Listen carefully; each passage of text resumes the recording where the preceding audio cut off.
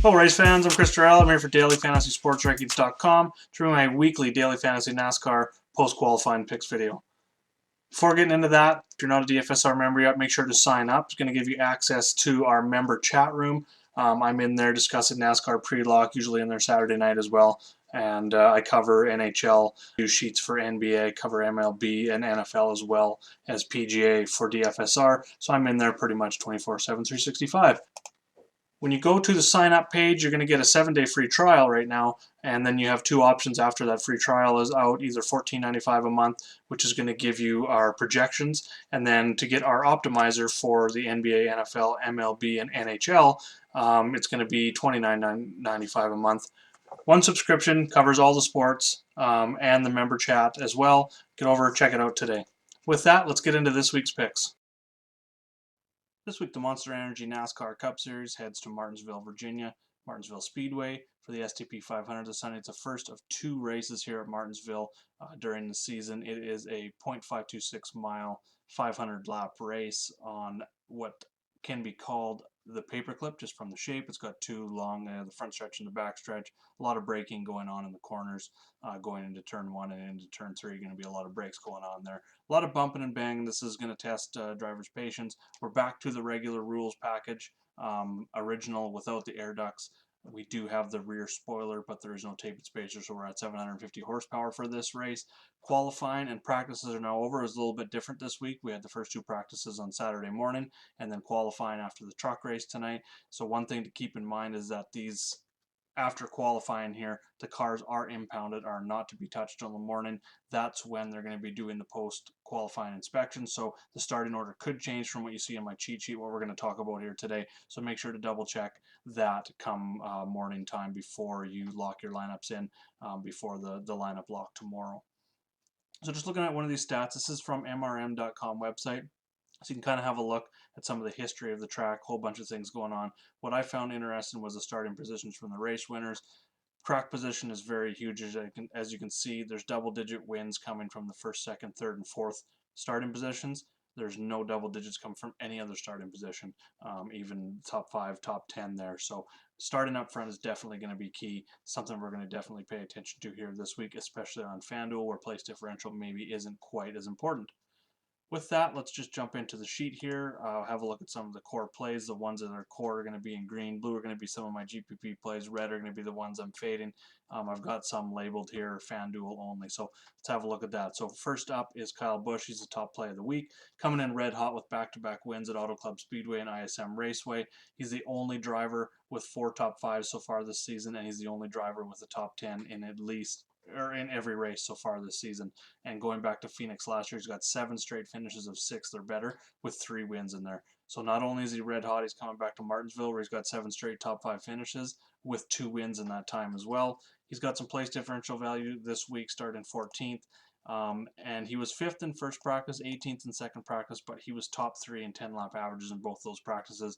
I can see him making it through the field. Looks like he's got that winning upside for sure. He's got the speed there to get up front and contend. Could even see him lead some laps in stage 2, stage 3 there as well. Second driver, core driver here this week is going to be Martin Truex Jr. Nice discount coming off of him and Keselowski there at 11.9 on DraftKings, 13.5 on FanDuel. He's starting 9th, so he does give us some place differential value there as well. And despite searching for his first short track win, he's been very consistent here with 3 straight top 5s.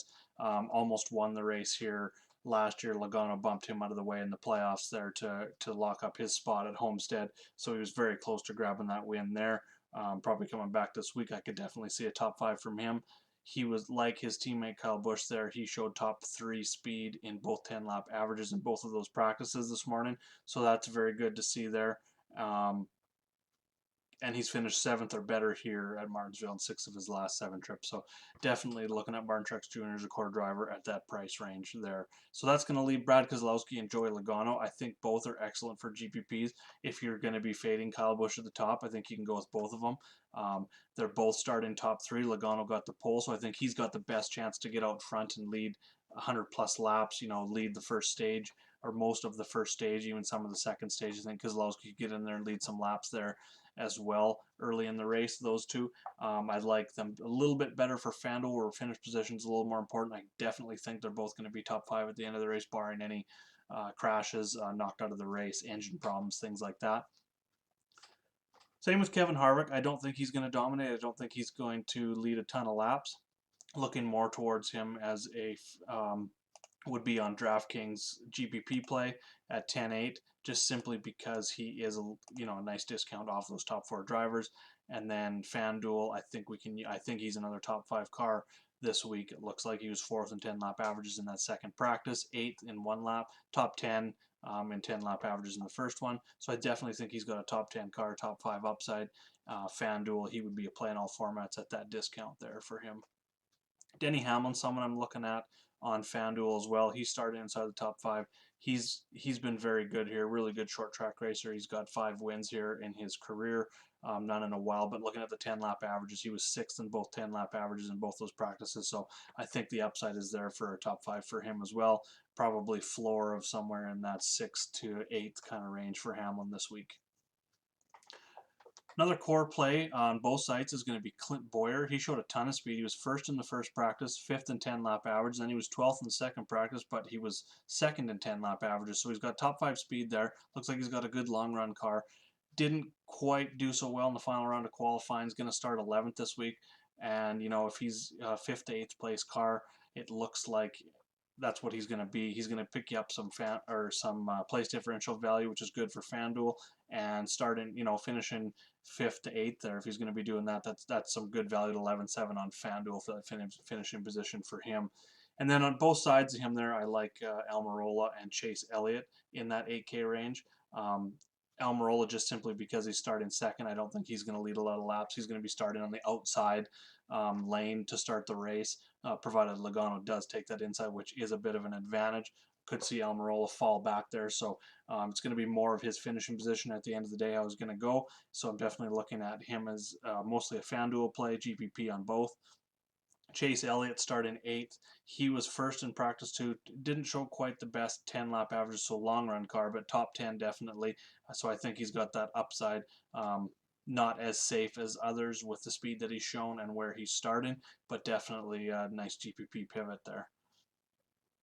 Eric Jones stands out. Going to be more of a GPP play. I've got him labeled as a core play here just because I like the price in that sub 8K range. If you're building a balanced kind of cash game lineup, he starts 19th. Looks like he's got a lot of place differential value as he was 14th and 10th in practices, 9th and 11th in 10 lap averages. But he hasn't been great here. He's only had 2 top 20 finishes in his 2 trips here, and the other 2 were 26th place finishes. So he's been better here in the spring. I believe his best finishes were in the spring, so he's definitely got that going for him. And I think he's more of like a 12th to 15th place car, so starting 19th, that's enough place differential value for me at 7,800 on DraftKings, especially, where he's going to be a good play here for this week. Getting down into the value range, Austin Dillon, Daniel Hamrick stand out. They both showed some pretty good speed, but they had trouble in qualifying. Dillon will start 30th. Hamrick will start 29th. Dillon would be my favorite of the two, as he was 16th and 4th in the 2 practices, 18th and 17th and 13th in 10 lap averages. So it looks like he's got about a 15th to 20th place car. So starting 30th, moving up 15 spots, especially on DraftKings, that's a great play here this week. And he's even cheap enough on Fanduel at 7,700 where you can consider him over there. You're going to get some place differential on Fanduel, just it's not as important as it is on DraftKings. And then Hamrick's more of a GPP play. He didn't show quite the speed this week. 27th and 25th in 10 lap averages in the first practice. He was 7th in practice 2. It looked like they were out there running some qualifying runs though, which could have skewed it just a little bit. He's 24th in 10 lap averages, so that kind of shows a little bit more of the kind of car he's got, but starting 29th. If he's going to finish somewhere in that 25th, 24th, 23rd range, definitely makes sense at 6,600, 6,500 on Fanduel as a low-end punt play in GPPs to try and get Busch and Truex together, Keselowski, Logano, 2 of those top 4 or 5 drivers. And then as a pure punt this week, I like David Reagan at 5,600 on DraftKings, $5,000 on Fanduel.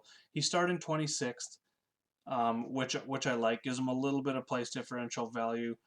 for his price, and he did show some speed in practice. He was 26th and 17th in the first 2 practices and 1 lap averages, and then he was 15th and 14th. So he showed top 15 long run speed. And what I like about him, going back and looking at his races here, looking at the last 10 races, he's finished each and every race. He hasn't been caught up in a crash. He's got top 25s. He was 18th and 25th last year, and top 25s in 7 of his last 9 races here. So at that price, I think that makes a lot of sense, as he's going to be my favorite low end play. And then some of these guys in white are going to be guys that I will have a little exposure to, doing 20 to 50 lineups, but not as much as the guys in yellow for my plays. And then red are just guys that I'm fading because either they start, like William Byron, for instance, starting 6th, didn't really show. He had trouble, hit the wall in practice 1, so I'm not really looking at that 36, but still only showed around that top 20 speed. Even if he gets that top 15 speed and gets up in that range, which I think 12 to 15 would be more of his ceiling, he's still losing place differential points starting 6th. So definitely not really looking at William Byron or his teammate this week, Alex Bowman. He's starting 17th, but he was 18th and 2nd. Didn't really show better speed in that 10-lap averages, which I'm really looking at. You know, the average of the two, and both 18th and 19th, both very close in those 10-lap averages, so kind of staying away from him. And then Kurt Busch is one I'm not looking at this week. He has been the best Chevy driver so far this year, but Kyle Larson and him both struggle here. So I'm looking more at Larson this week to break out as a GPP play. I think a lot of people will be going away from him just because he started 7th over Kurt Busch starting 20th. I just think his ownership is going to be a little bit higher because he is starting 20th this week, and his speeds were outside, you know, kind of around that top 23 to 30 range. So he's not really showing a lot of speed, and he hasn't been great here. So it kind of checks off all the boxes of someone that I'm going to be fading this week, especially if his ownership is going to be, you know, 10 to 15%. Even if it gets higher than that, it's definitely going to be a good fade for me this week, you know, provided he doesn't finish well, of course. But going into it, that's kind of the way I'm looking at it. If you've got any questions on any drivers I talked about, maybe didn't talk about, how to construct cash lineups versus GPP lineups, definitely hit me up in either the DFSR chat or Rotor Pros members chat as well, or on Twitter at Jaeger_bombs9. Be sure to like the video, subscribe to the channel. A lot more videos coming down the line. We've got baseball starting next week, and I have a lot of content out for that as well. And with that, thanks for watching, and let's go get some green screens. Good luck this week, everyone.